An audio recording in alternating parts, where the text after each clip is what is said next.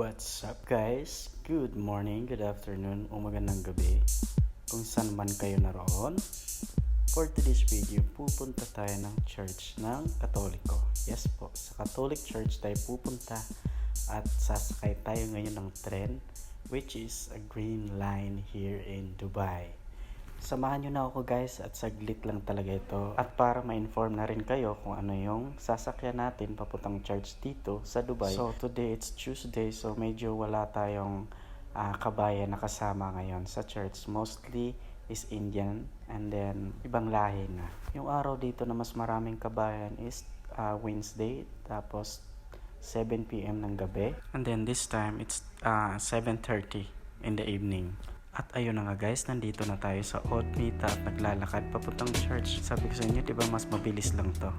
And by the way guys, take note, magkatabi lang po yung church ng masjid or mosque at saka yung Catholic Church. Ganito dito ka napaka peaceful pagdating dito sa religion. Walang kompetensya na nagaganap. At dito na nga po, nagtatapos ang ating video. Sana nagustuhan nyo and see you to me another video and share nyo na rin. Thank you!